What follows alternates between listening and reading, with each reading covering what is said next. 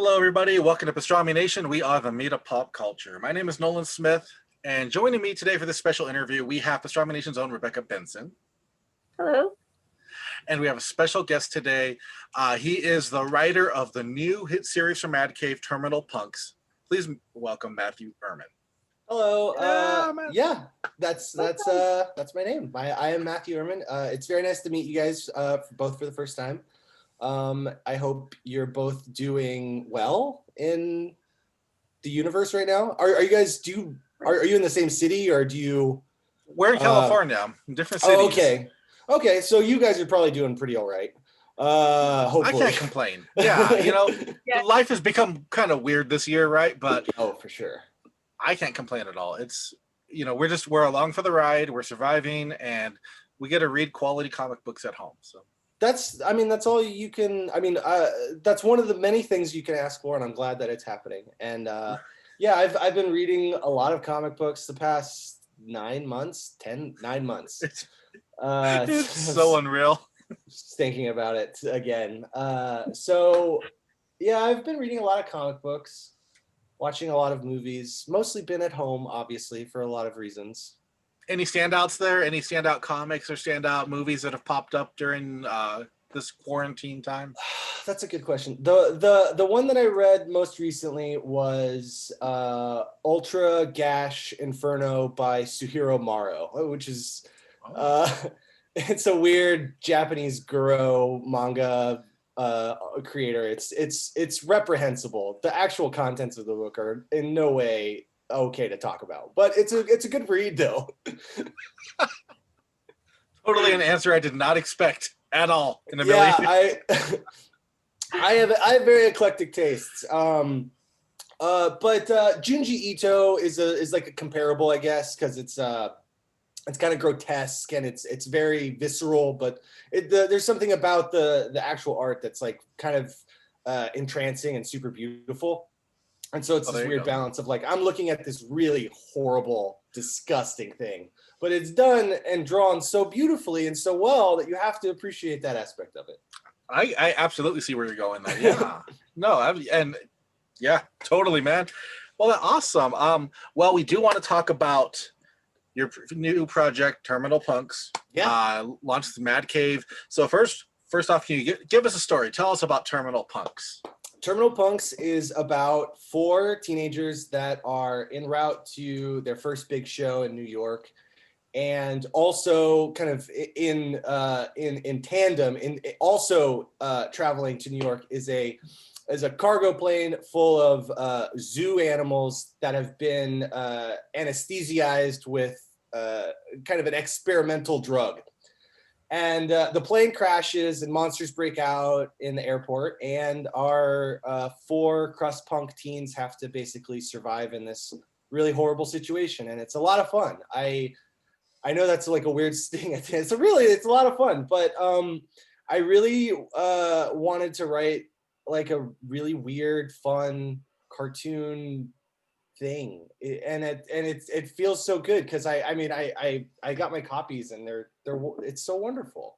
Like Shelby did such a good job on it, and I don't know, it's just so fun to see. I love it. That's awesome. So was there anything specific that inspired you to create this story? No, actually, Mad Cave kind of came to me with a very general idea of like, they wanted this story that kind of hit certain notes. And there are a couple aspects that are still in the book. They wanted something that took place in an airport, et cetera, et cetera. And so I kind of had these puzzle pieces to play around with and created kind of this, I guess, Frankenstein story of really a big mashup of a lot of things that I've loved in the past. I think the most immediate thing that for me, the most immediate inspiration almost feels like, did anyone ever play that video game Rampage back in Oh yeah. Yeah, there's like a big lizard and a big monkey and you destroy the buildings and it's real like Godzilla-esque. Yeah. And I remember when I first saw Shelby's cover design, I just immediately flashed back to that. I'm like, oh, this must have been like the back of my brain inspiration that was kind of like the hiding behind whatever it was. So Rampage kind of feels like an immediate inspiration. I also really like the movie Green Room, and there were like punk kids in that movie that were heroes. I think that's also kind of like in the same genre of punk kid movies. I'm trying to think if there's anything else.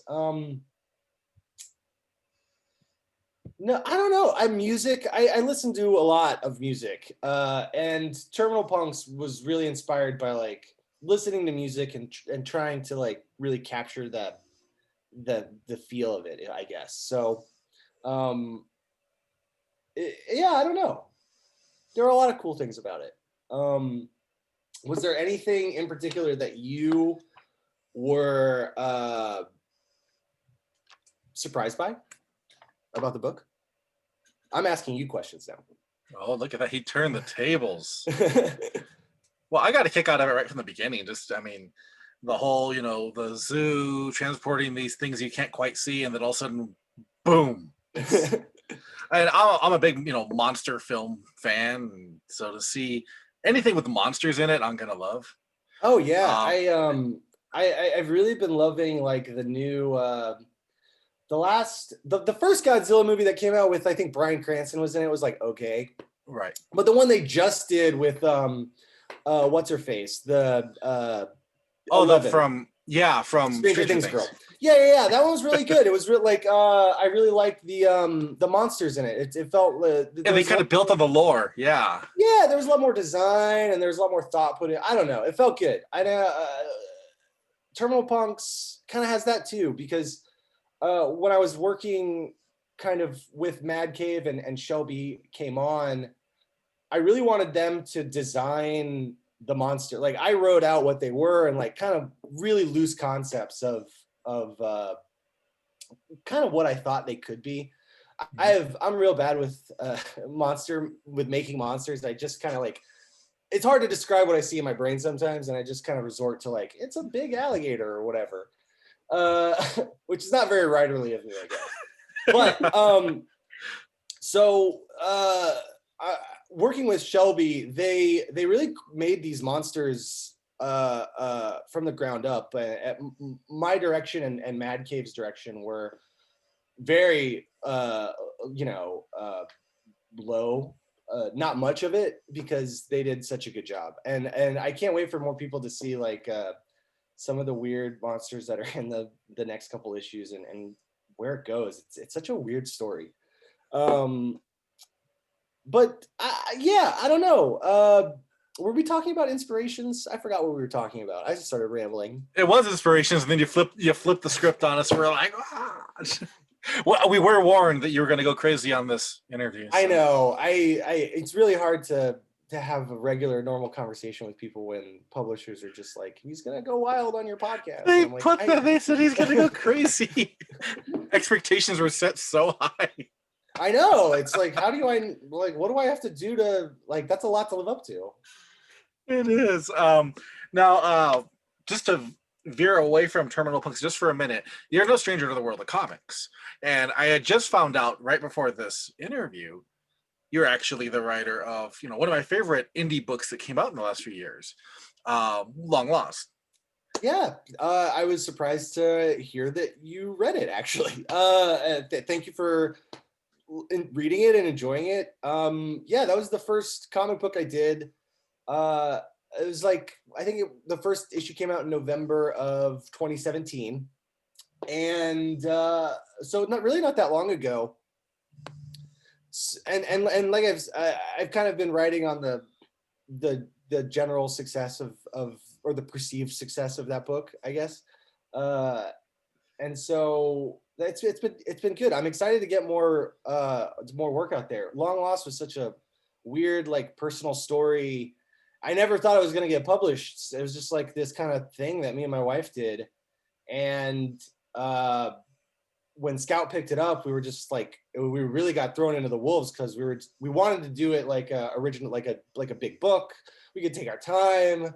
We could, like, we're working jobs. We got to figure stuff out, and it's And then Scout's like, we want to do this as a monthly. And we're like, I don't know kind of how that works at all. And we really just got thrown into the lion's den with it. And Lisa was working on the book like for 3 or 4 hours every day after work. And I was like writing it as after work and stuff. And it was a very big labor of love, and it has paid off in the fact that I can do this full time now.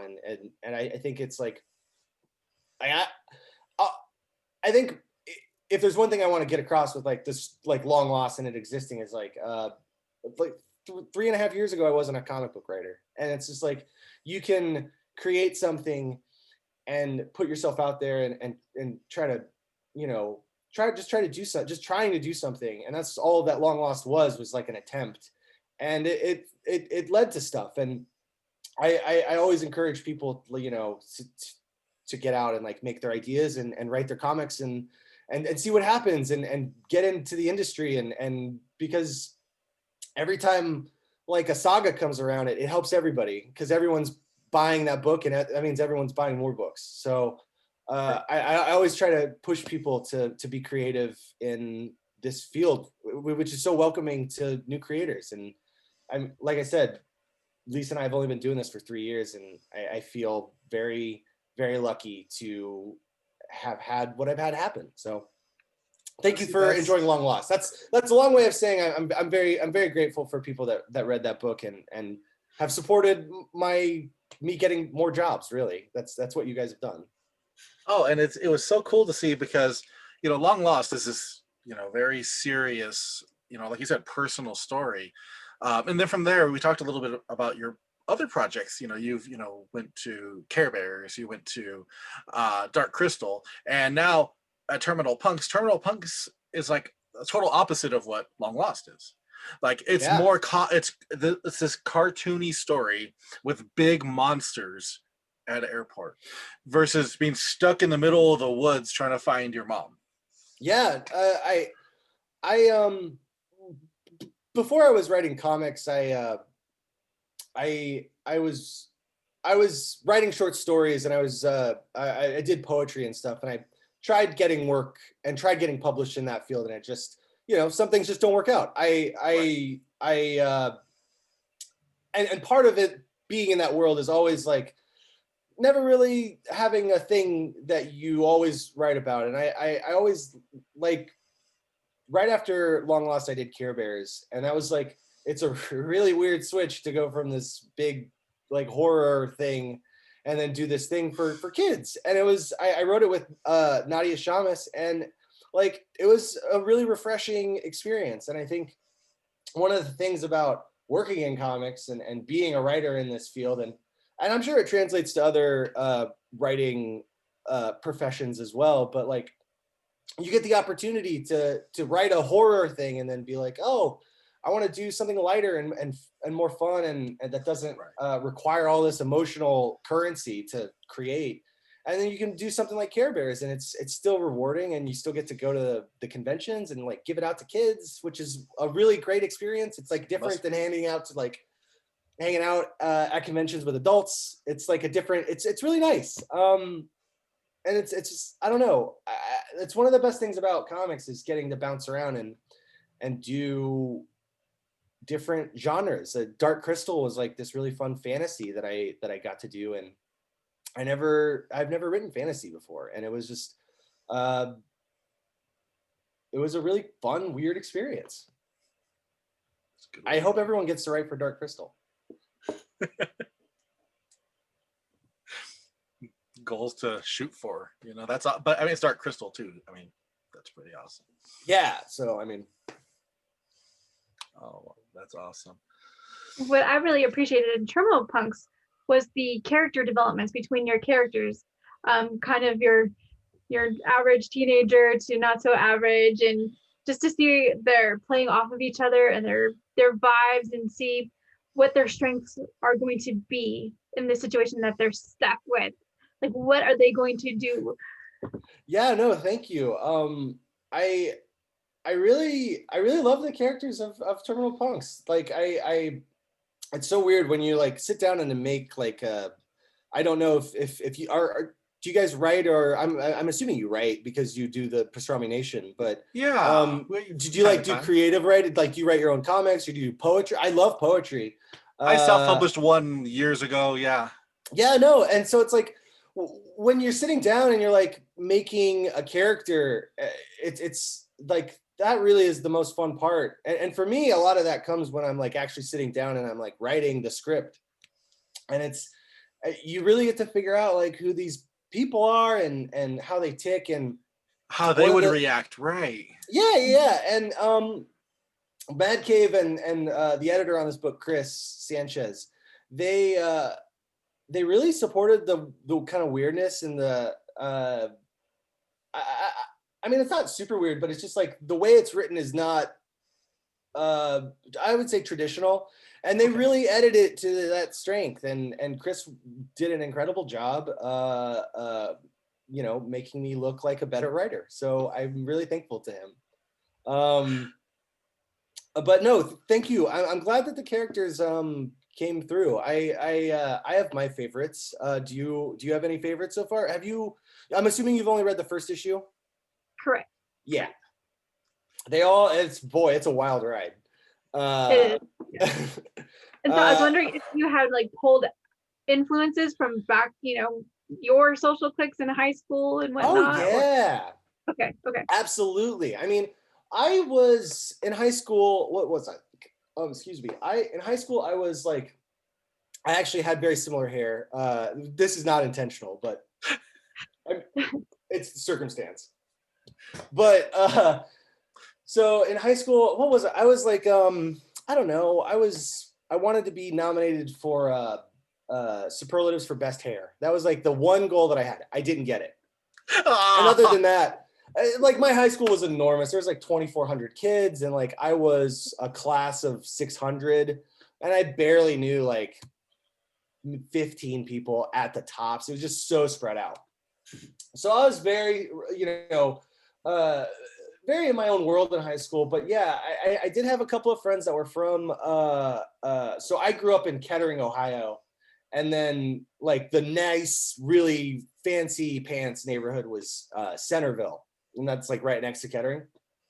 And I had some friends over in Centerville that got into some crust punk stuff. That some of this I definitely pulled from some of the personalities and the general disdain for basically everything that isn't yourself. My favorite character is Darby in the Terminal Punks. I think she is the crowning achievement of this book, I think. Yeah, us really girls got together, so you kind of stole mine. Oh yeah, I think Darby's like, I don't know. I really like this teenage girl who's just an absolute asshole, and there's this like unrepentant. Like, sorry if I don't know if I can say that word, but you can. Yeah, you're okay, good. Cool.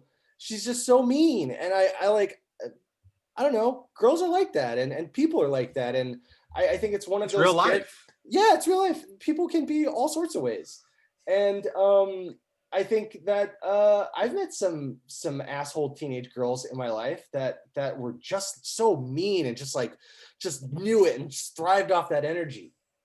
And that's Darby. She loves being the bad guy, and I think you know, we all. I mean, I don't know if we all, but I think we know people like that in our lives that we put up with, that we tolerate, that we like, despite the fact that they're like always trying to be like that person. Yep, absolutely. And I don't know. There's something about like when I was writing her and like figuring out who she was, and that started to bubble up. I was like, oh, I know who these people are. I know what this is, and it really like. I don't know. I'm like I said, I'm really excited for you guys to see where her story goes, because it's really weird. Yeah, me too, because it totally made me flash back to my high school, because I was a bando, so I totally know about those dynamics. Yeah. Yeah. I that, you know, the other thing too, to give Shelby even more credit, Shelby designed all those characters from no descriptions. I talked with Shelby, and I think one of the really incredible things about making comics just in general is that it's this very collaborative thing. And I feel like normally comics have a couple of creatives. You have the editorial side, and then you have like kind of the actual like creative team. So that's like the writer, the artist, the colorist, whatever, and the letterer too. Can't Micah letters in this are incredible. I just also want to shout him out too. He really made this book completely readable because we were worried about how it was going to look. But so one of the incredible things about making comics is you get to work with people like Shelby, who's an incredible creative talent. I never would have met them in real life. They live in Texas. And it's just like getting the opportunity to work with such talented people and give them the opportunity to be creative. And like Mad Cave gave both of us that opportunity to kind of do what we wanted to do. And Shelby's character designs are 100% them, like from the ground up. I told them to go crazy and to put everything that they could into making them, or making these characters feel like something that was personal to them. And they did a great job. I working with Shelby on this book was a very big highlight of, when did I write this? Beginning of last year? Or no, beginning of this year. Beginning of this year going, because it's still, yeah. This whole year has been saved really by working on this book with Shelby, because it's seeing their like pages and stuff and seeing their designs has been, every time they come in, they're so good. Oh, that's fantastic. And I love that you didn't give a whole lot of direction on when it came to like the designs and whatnot. It was the artist that was able to come up with these amazing designs. Yeah. And it's just so cool to be able to, you know, let the artist do that. Because I mean, that's what I mean, being a writer, that's what they too. do. Like I wouldn't know, you know, yeah. Just like you, I'd be like big lizard, you know.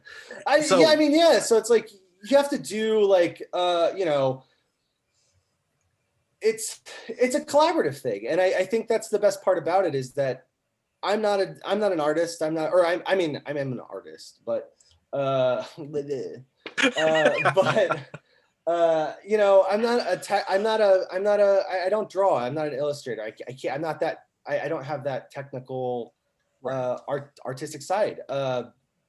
And so part of the fun part about making comics is creating stuff, and you get to create these characters. And I think when a writer gives like just enough to allow the other side of creative to really fully be expressive and themselves, I think that's the best a collaboration could be. And I think that's I think Terminal Punks for me was like very high on the list of achieving that. I felt like we all, Micah, Shelby, and I, it felt like a band thing where we're all playing our own parts, but they all gelled really, really nicely together. Yeah, I don't know. It was a great experience. No, and I really feel like the book is at the right place. Mad Cave has put out just such a diverse amount of books. Like you can look at their library and you can find samurais, and you can find superheroes and supervillains, and you can find monsters, and you know it's fantastic. Such a great publisher for this. They all look different too, and that was like the big thing with like Terminal Punks, is I wanted to get an artist that doesn't look like every artist, or not to say that every artist looks the same, but I wanted to get something that stood out that you don't normally see on a comic book shelf. And I think Shelby's work has been online. It's been in the nib. It's been like a lot of people have seen it, but for some reason, artists like that don't get picked up for these monthly series. And I don't know. I think I forgot what I thought, but it's a great book. Everyone go buy it. This is part of him going crazy, everybody. It works really well because it kind of plays off the vibrancy and rock and roll lifestyle. So it works. Yeah, sure. My inability to stay focused on a conversation for longer than 45 seconds is a great example of my rock and roll lifestyle.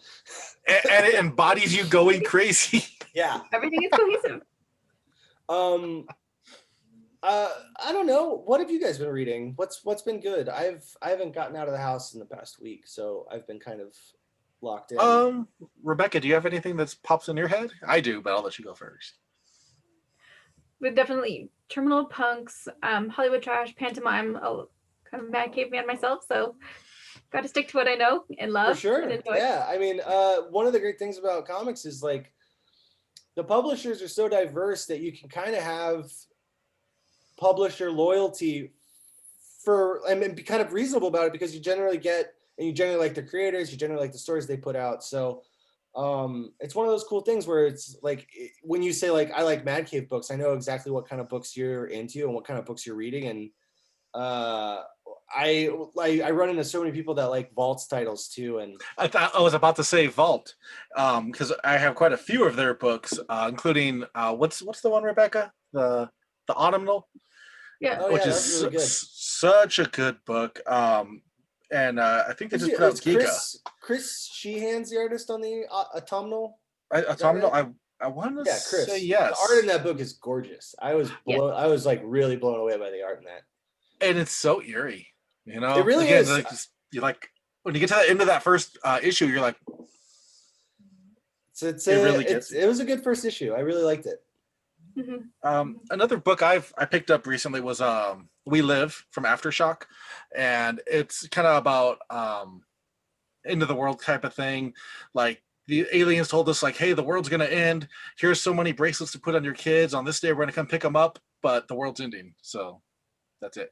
And you have this like old Master Roshi looking guy trying to take these kids on a bus to this place, and they're getting attacked by these like swamp beasts and whatnot. And it's an amazingly fun book.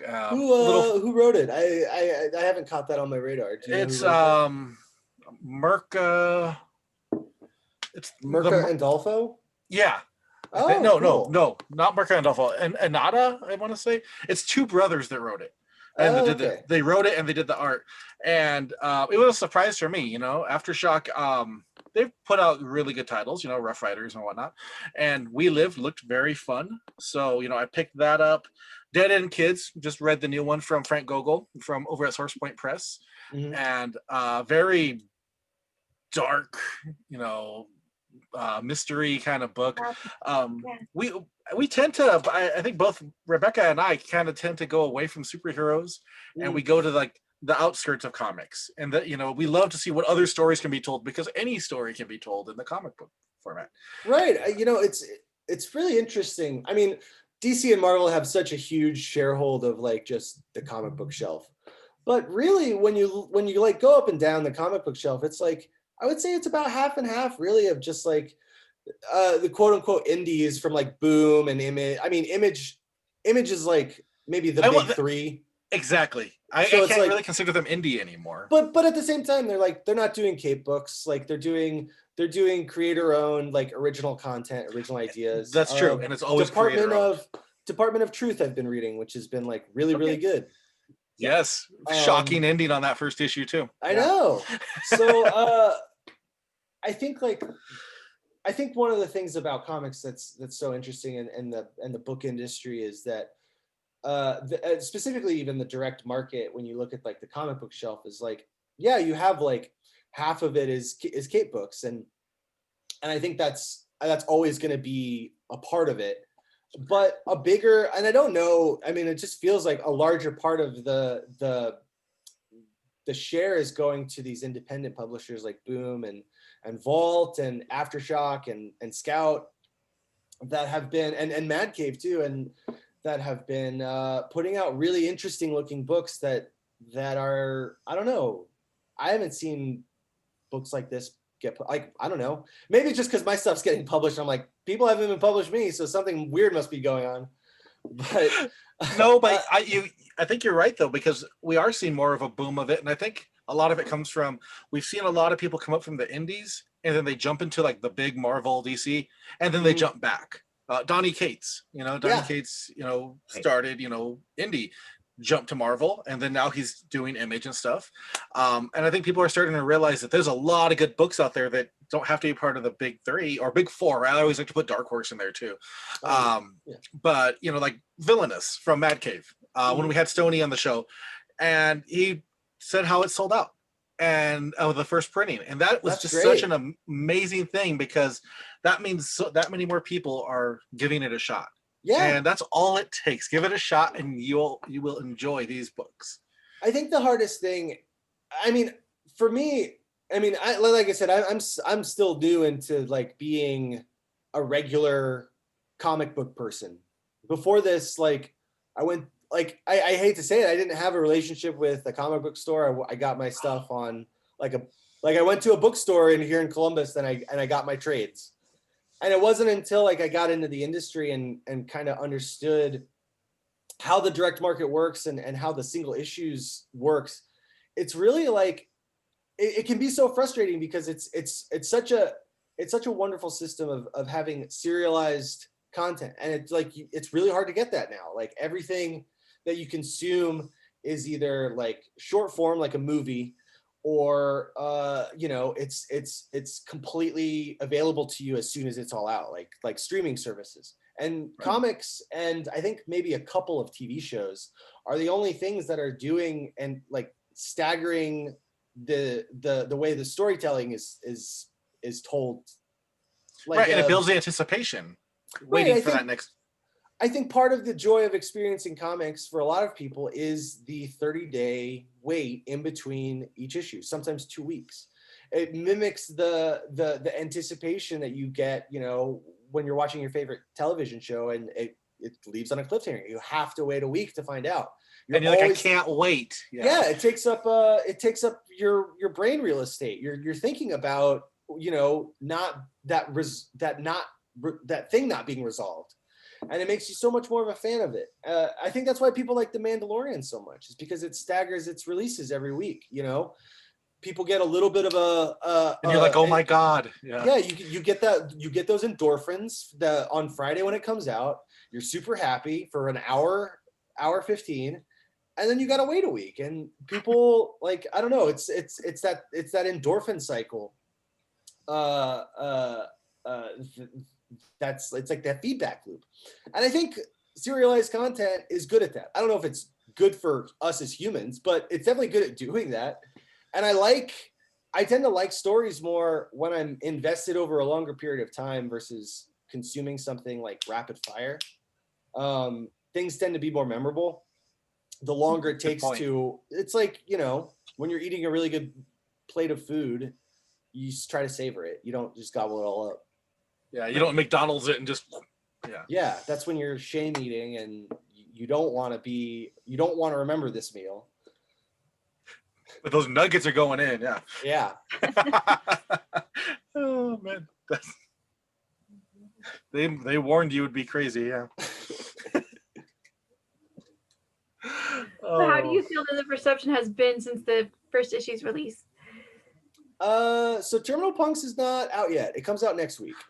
Oh, look at that. It's okay. But that wasn't just like a totally trying to correct you thing. I do have an answer for that, and that because people have been reading it, and there have been advanced reader copies out. So the reception has been very positive. I do read reviews. I think I'm always very interested in them. I have a pretty thick skin when it comes to like getting told my stuff stinks. I think that's part of the business is, as a creative, is that like, at best, half of the people like your thing, which is like, would be insane. So, I'm very lucky that people like and have been supportive of this book. We got some good reviews from a couple of places that were very positive. I was very, very grateful that they enjoyed it. But that is to say that if people didn't like it, I would also be grateful for their not liking it as well. Because at least they read it. Exactly. Yep, completely agree. What can readers expect going down the road in Terminal Punks? I know you can't give away spoilers, but anything you want, any kind of inkling you can give us?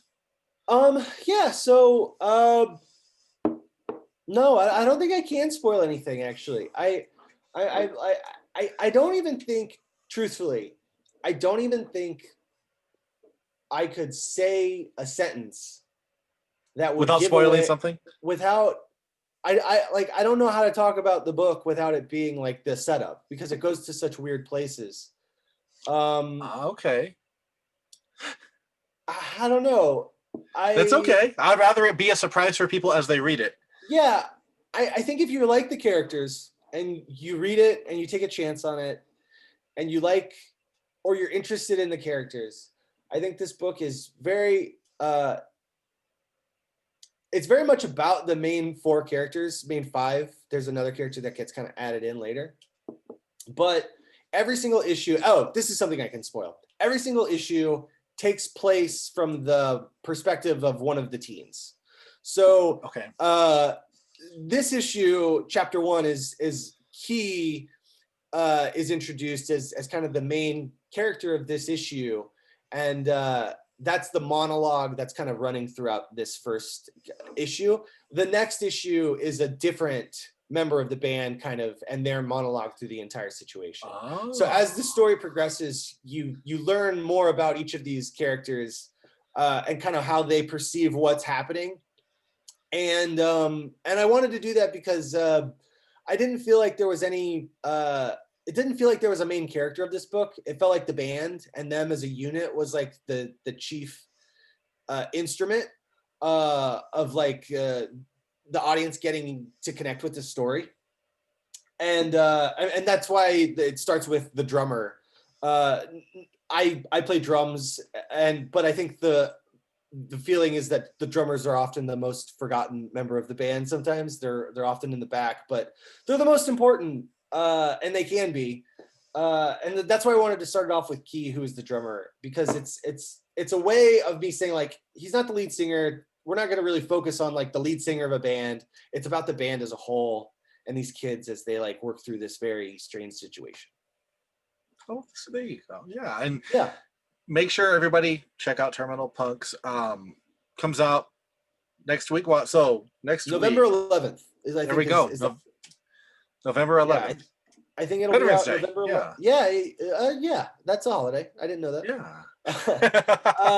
So it'll be out next week, and then I think we're on track to continue releasing every month. It's 5 issues, and I think if you're interested in this story, I would definitely give the first issue a shot. I think it's definitely worth the $4 you would pay for it. And stick with it if you like it. I think it goes to some weird places, and I think it tells I hope it tells a charming, weird story about perseverance, I guess. That is the strangest way to describe, and I love it. That was great. Oh, that was fantastic. Now, before we close, sir, any other projects you're working on right now? Anything else that we should be on the lookout for? Yeah, so next year I have a bunch of stuff releasing. This year I just had come out Power Rangers Sins of the Future from Boom. That came out last week.